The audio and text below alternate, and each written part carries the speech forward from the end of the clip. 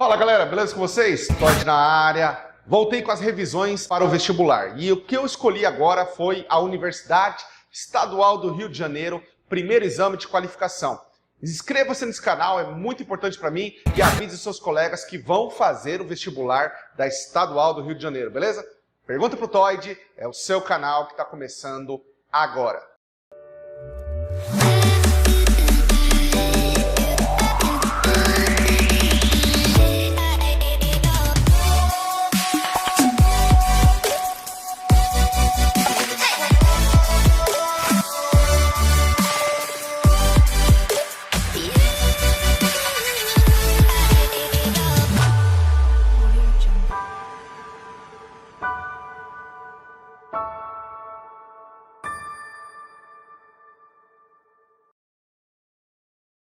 Muito bem, galera, essa revisão aqui, ela vai cuidar um pouquinho sobre teoria e nós vamos fazer alguns exercícios, beleza? Então acompanha aí a questão número 1. Questão número 1. No processo de transmissão da febre amarela, sabe-se que apenas as fêmeas dos mosquitos se alimentam do sangue de seres humanos e macacos. Um aspecto favorecido por este tipo de alimentação é: letra A, realização de muda; letra B, produção de ovos; C, atração dos machos; D, manutenção dos vírus. Então, galera, eu vou começar com uma revisão sobre vírus. Eu sei que a questão fala sobre febre amarela. Febre amarela é uma virose, portanto provocada por vírus. Se atente a esses slides aqui, ó.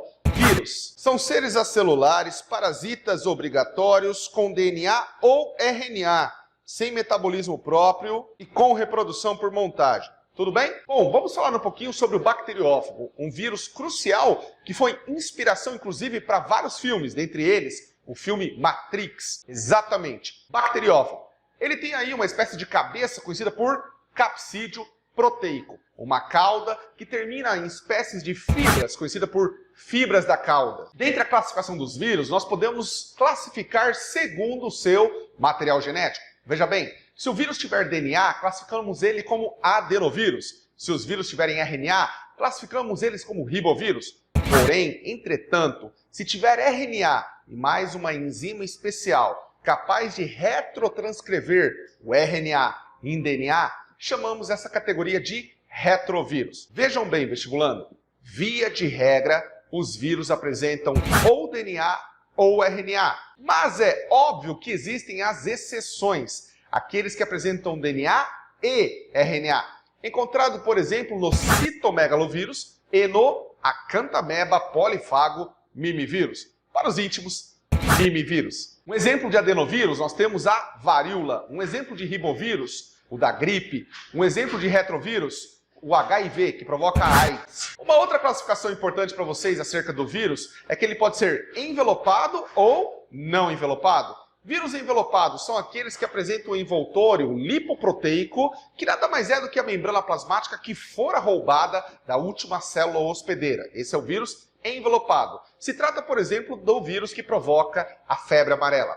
Temos os vírus não envelopados, aqueles que não apresentam um envelope, aqueles que não apresentam uma membrana lipoproteica. E antes de chegar na virose propriamente dita, que é da febre amarela, vamos abordar um pouquinho sobre gripe. Pois é, gripe é provocada por um vírus chamado influenza vírus. Vou repetir, influenza. E existem vários tipos de vírus da gripe. Segundo seus antígenos ou as suas proteínas encontradas nos envelopes. Um vírus famoso conhecido por gripe suína é conhecido por H1N1. Temos também o H3N2, o H5N1 e assim vai. O H significa hemaglutina e o N significa neuraminidase. H1N1, que é a gripe suína, ela ficou muito importante aqui no Brasil e também no mundo em 2009 e 2010. Tivemos um surto onde acreditávamos que muitas vidas iam ser ceifadas. Se trata de uma pandemia. Não há remédio para a gripe. Aliás, existe um chamado Tamiflu. Porém, seus estudos ainda não são totalmente eficientes. O que a gente toma é para evitar a temperatura alta, portanto antitérmico, e para evitar dor no corpo, portanto analgésico. A melhor maneira para se evitar gripe é com cuidados à base da vacinação. E é por isso que você deve tomar a vacina da gripe anual. Participe da campanha de vacinação. Não se esqueçam de higienizar bem as mãos através do álcool 70. Dengue, galera. Dengue é uma virose parente da febre amarela, transmitida por um mosquito chamado Aedes aegypti. É uma virose provocada por um vírus do gênero Flavivírus. Atenção, o mesmo gênero que provoca a febre amarela, que tem a ver com a questão. A dengue é transmitida por um artrópodo, daí nós podemos chamá-la de arbovirose. Todo vírus que é transmitido por um artrópodo, como o mosquito, é conhecido por arbovirose, beleza? Causa febre alta, mal-estar, dor de cabeça, dor nos olhos, manchinhas vermelhas no corpo e diarreia. Hoje, existem campanhas de vacinação contra a dengue e por isso é importante você também prevenir-se contra essa doença. Atenção! A dengue provocada em meio rural é transmitida por um outro mosquito chamado de Aedes albopictus. Já a dengue urbana é transmitida pelo mosquito já citado por mim anteriormente. E a AIDS, galera, síndrome da imunodeficiência adquirida. O vírus que provoca a AIDS qual que é? O HIV, vírus da imunodeficiência humana. Ele é uma espécie de retrovírus, ou seja, o seu material genético, que é o RNA, é capaz de converter em DNA por conta de uma enzima muito importante do metabolismo, conhecido por transcriptase reversa. É transmitida através de secreções do corpo, tais como sangue, leite materno, sêmen e assim vai. Relação sexual sem a presença de preservativo é um perigo, pois pode transmitir o HIV. Remédios existem, porém, como os vírus sofrem constantes mutações, pode ser que o remédio não tenha mais ação benéfica. 2 medicamentos eu devo citar para você que faz parte do coquetel anti-HIV, como por exemplo o AZT e o 3-TC. Agora nós chegamos realmente na questão, febre amarela. Vamos dividir a febre amarela em 2 ciclos, o ciclo silvestre e o ciclo urbano. Então o nome do vírus é flavivírus, o mesmo gênero lá que você estudou quando se tratava do vírus da dengue. No meio silvestre, ele é transmitido pelo mosquito fêmea Haemococcus ou Sabetes, na qual os macacos são espécies de reservatórios para esse vírus e que quando o mosquito pica um primata selvagem, pode acabar picando um ser humano que vive na região rural. Grave bem o nome do mosquito, Haemococcus Sabetes. Já o ciclo de febre amarela urbana, você troca o mosquito. O vetor é o Aedes aegypti. Aedes aegypti, famoso porque ele coloca seus ovos em água parada. Novamente, são as fêmeas que sugam sangue. Mas professor, o que são as fêmeas sugadoras de sangue? Muito boa pergunta. As fêmeas precisam de um alimento extremamente nutritivo, como o sangue, para depositar uma maior quantidade de ovos. Beleza, galera? Vamos agora responder a questão. Então, olha só, galera. Letra A. Realização de muda? Nada a ver. Alimentar-se de sangue, no caso as fêmeas, não tem nada a ver com troca de muda ou equidise periódica. Letra B. Produção de ovos? Perfeito, galera. Marca a letra B aí, ó. Acompanhe na tela e seja feliz. Vamos para a questão número 2? Questão número 2. No processo de evolução biológica, ao longo das gerações, ocorrem alterações às moléculas que contêm carbono. A imagem abaixo ilustra 2 espécies de peixes, separadas pelo Istmo do Panamá.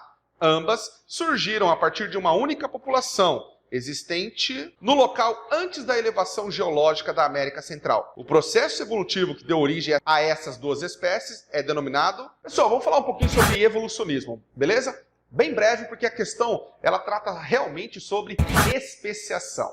Evolucionismo, vamos lá? Camuflagem. Camuflagem é quando o ser copia o ambiente que circunda ele.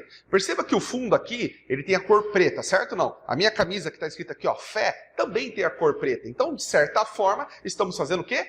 Camuflagem. Camuflagem, portanto, é a cópia do ambiente. Mimetismo não. Mimetismo é quando um ser copia outro ser vivo. Exatamente, um ser copiando outro ser vivo. Nós temos aí 2 mimetismos famosos, o batesiano e o milleriano. Mimetismo batesiano é quando, por exemplo, um animal é inofensivo, mas ele copia outro ofensivo. Melhor dizendo, um animal que é palatável, copiando outro que não é palatável. Vemos isso nas borboletas vice-rei e monarca. No mimetismo milleriano, você tem um animal ofensivo que copia outro mais ofensivo ainda para sobreviver. Exemplo das cobras corais. A coral falsa copia a coral verdadeira. Isso é um tipo de mimetismo conhecido por mimetismo milleriano. Atenção para 2 termos importantes para o vestibular: homologia e analogia. Homologia é quando 2 órgãos ou 2 estruturas apresentam a mesma origem embrionária, porém desempenham funções diferentes. Exemplo, o braço do homem e a nadadeira da baleia apresentam funções diferentes, mesmo possuindo a mesma origem embrionária mesodérmica. A analogia é quando você tem 2 estruturas ou órgãos com mesma função e origens embrionárias diferentes. Exemplo, a asa de um inseto comparada com a asa de um morcego apresentam origens embrionárias diferentes. A asa de um morcego tem ossos internos, é um endoesqueleto calcário. A asa de inseto é exoesqueleto feito de quitina. Desta forma, apresentam estruturas embrionárias diferentes e desempenham a mesma função, que é voar, tanto a asa do inseto quanto a asa do morcego. Isso chama analogia. E agora eu preciso falar de convergência evolutiva e divergência evolutiva. Na convergência evolutiva, duas espécies convergem para o mesmo ambiente, pois características morfológicas auxiliam para isso. É por isso que nós vemos que insetos, morcegos e aves convergiram para o mesmo ambiente aéreo. É por isso que nós vemos o corpo de um golfinho, de um tubarão e do nadador Michael Phelps tendo mais ou menos a mesma silhueta para facilitar a convergência para o ambiente aquático. Michael Phelps, ele é um excelente nadador, detentor de várias medalhas olímpicas e merece o nosso respeito. Já na divergência evolutiva, é quando você tem um ancestral e essa população ancestral acaba divergindo em duas novas populações. Opa! Divergência evolutiva, ela vai em comum acordo com a cladogênese, ou seja, bifurcação. Grave isso, porque tem tudo a ver com a questão quando se refere aos peixes citados no texto, que fica ali na região do Panamá. Especiação, a origem de novas espécies. Dentre as especiações nós temos a alopátrica, a especiação simpátrica, são as duas que mais caem no vestibular. Especiação alopátrica, aquela especiação que apresenta barreira geográfica. Especiação simpátrica, aquela que não apresenta barreira geográfica. Na especiação alopátrica, nós temos, por exemplo, um caso muito importante aqui do Brasil. Gente, muito importante aqui do Brasil. Uma ilha muito famosa na região do Rio de Janeiro, São Paulo, Espírito Santo, nessa região chamada Ilha das Cobras. Uma serpente peçonhenta por metro quadrado. É a jararaca ilhoa. Vou repetir. Botrops insulares. Para formar uma nova espécie, barreira geográfica na alopátrica e ausência de barreira geográfica na simpátrica. Barreira geográfica na alopátrica. Depois nós temos um isolamento geográfico. Depois do isolamento geográfico, nós temos mutações e muito tempo ocorrendo. Seleção natural também. Formação de novas raças, fenômeno chamado de raciação. Temos mutações e muito tempo. E logo depois nós temos uma nova espécie. Porém, qual é a garantia que eu tenho que essas duas novas espécies ainda não pertencem à mesma espécie ancestral? Para isso, elas precisam sofrer um processo chamado de isolamento reprodutivo.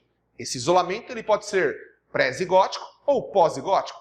No pré-zigótico não chega a acontecer a fecundação propriamente dita. No pós-zigótico ocorre a fecundação propriamente dita. Eu tenho dois exemplos para citar para vocês sobre especiação simpátrica. O caso de cães e lobos e o caso de zebras e cavalos. Então agora vamos responder a questão 2. Falei de peixe, falei de duas espécies que na verdade eram uma única, um ancestral comum. Estou falando de especiação cladogênese. Portanto, a resposta correta aqui para nós é a letra C, cladogênese. Beleza ou não? Beleza. Pessoal, questão número 3, penúltima, hein? A simetria também é observada na estrutura corporal dos animais, influenciando, por exemplo, a distribuição interna dos órgãos. Uma característica associada à simetria bilateral presente em todos os animais com esse padrão corporal é... Muito bem, galera. Eu vou dar aqui alguns exemplos de animais e quando nós chegarmos no ponto-chave, eu vou parar, beleza? Porque são 9 filos do reino animal. Então nós vamos abordar um assunto chamado zoologia, que é o estudo dos animais. Podemos dividir em dois grandes grupos, os invertebrados e os vertebrados. Animais invertebrados quais são? Poríferos, quinidários, plateumintos, nemateumintos, moluscos, anelídeos, artrópodes, equinodermos. Animais vertebrados, peixes, anfíbios, répteis, aves e mamíferos. Beleza ou não? Beleza, vamos falar de porífero. Porífero é o primeiro filo do reino animal. Porífero. As esponjas, os espongiários. Eles são parazoários, não são formados por tecidos verdadeiros, não são formados por tecidos organizados, não formam órgãos. Eles são anencéfalos, desprovidos de cabeça. A sua simetria é radial, ou, a maioria das vezes, eles são assimétricos. São aquáticos os poríferos ou os espongiários, podendo ser de água doce ou de água salgada. São sésseis, fixos, e bentônicos, vivem no fundo. São filtradores da água, seja a água do mar ou a água do rio, a água adentra pelos poros e o plâncton, que é a comunidade alimentar dos poríferos, são filtrados através de células importantes chamadas de coanócitos. Sua reprodução ocorre por brotamento, na maioria das vezes, gemulação quando é de água doce, e na fecundação sexuada pode formar uma larva chamada de anfiblástula ou parênquima. Percebam que no filoporífero eles não têm simetria bilateral. Quinidários. Quinidários outrora chamado de selenterados. Temos as águas-vivas ou medusas e temos os pólipos. São animais eumetazoários pela primeira vez, afinal de contas, formam tecido organizado, formam tecido verdadeiro, não apresentam cabeça ainda, são anencéfalos. E é por conta disso que a sua simetria é do tipo radial, não apresentando simetria bilateral. São aquáticos, podendo ser fixos ou sésseis, como no caso dos pólipos, ou livres e natantes, como no caso de fase larval ou na medusa. São os primeiros animais a desenvolverem sistema nervoso, portanto são neuromiários. É uma rede nervosa difusa. Não é um cérebro concentrado, não é um sistema nervoso ganglionar, e sim difuso. É importante porque eles são os primeiros a responder a algo chamado de arco-reflexo. São diblásticos, apresentam ectoderme e endoderme. E a célula responsável pelas queimaduras é conhecida por quinidoblastos, quinidócitos ou ainda nematocistos. Atenção para a alternância de fases ou metagênese, onde alternam-se a fase de pólipo com a fase de medusa. Plateuminto, adoro esse filo. Verme de corpo achatado, planária, solitária, esquistossomo. Beleza ou não? Beleza. Eles são animais eumetazoários, com tecido organizado. Presença de uma cabeça pela primeira vez, cefalização. E é isso, galera. É graças à presença de uma cabeça que nós conseguimos dividir em dois cortes, lado direito e lado esquerdo. Isso chama simetria bilateral. Não se esqueça disso. Achamos a resposta da questão. Vamos responder agora? Letra A. Grande cefalização. Fechou, galera. Cabeça, cefalização é a causa da simetria bilateral. Valeu? Última questão, questão 4. A composição assimétrica da membrana plasmática possibilita alguns processos fundamentais para o funcionamento celular. Um processo associado diretamente à estrutura assimétrica da membrana plasmática é... Vamos falar de membrana plasmática ou plasmalema? Membrana plasmática ou plasmalema é uma fina película que serve para separar o meio intracelular do meio extracelular. Ela é semipermeável e apresenta espessura de 75 angstrom. Ela é formada de lipídio, conhecido por fosfolipídio, ainda também tem colesterol e proteínas importantes. Essas proteínas podem ficar na sua superfície, sendo chamadas de proteínas superficiais, ou essas proteínas podem atravessar a membrana de fora a fora, que seriam algo chamado de proteínas integrais, formando canais. O modelo da membrana plasmática da célula, um modelo meio mosaico fluido, foi proposto por dois cientistas, Singer e Nicholson. É importante você saber sobre as especializações da membrana, tais como microvelocidades, que aumenta a superfície de absorção dos nutrientes, interdigitações, que aumenta a adesão celular entre células vizinhas e permite uma melhor comunicação entre elas através de junções gap ou junções comunicantes, e os desmossomos, responsáveis pela força de aderência, a força de fixação entre uma célula e outra. Beleza ou não? Beleza. Atenção aos transportes. Transporte passivo, que não gasta energia, transporte ativo, que gasta energia. Dentre os transportes mais famosos, nós temos a osmose. Osmose, passagem de solvente, como a água, do meio que tem menos soluto, menos partícula, para o meio que tem mais soluto, mais partícula. Exemplo, cloreto de sódio, sal de cozinha. A água vai migrar sempre para onde tiver maior concentração de partículas de cloreto de sódio. É por isso que a gente diz que a água adentra por osmose para as regiões cada vez mais concentradas. Temperou uma salada? Pega uma alface. Temperou com sal? Daqui a pouquinho você vai ver que a salada vai estar murcha. Afinal de contas, perdeu água para aquele tempero que você jogou. Beleza? Vamos fazer a questão então? Pessoal, qual que é o processo associado diretamente à estrutura assimétrica da membrana plasmática? Letra A, síntese de proteínas? Não, nada a ver. B, armazenamento de glicídios? Nada a ver. C, transporte seletivo de substâncias? Beleza, galera. É graças à simetria, proteínas, fosfolipídios, colesterol, carboidratos, é que você tem uma seleção importante das partículas ou moléculas que podem atravessá-la, que podem entrar ou sair da célula, Portanto, a resposta correta é a letra C. Se você gostou dessa aula, deixa seu like e se inscreva nesse canal, é muito importante para mim. Ative o sininho de notificações. E olha, se você quiser novas revisões para Estadual do Rio de Janeiro, quando esse vídeo bater 200 likes, vejam bem, 200 likes, aí eu faço uma nova revisão em homenagem a vocês. Beijo, tchau galera!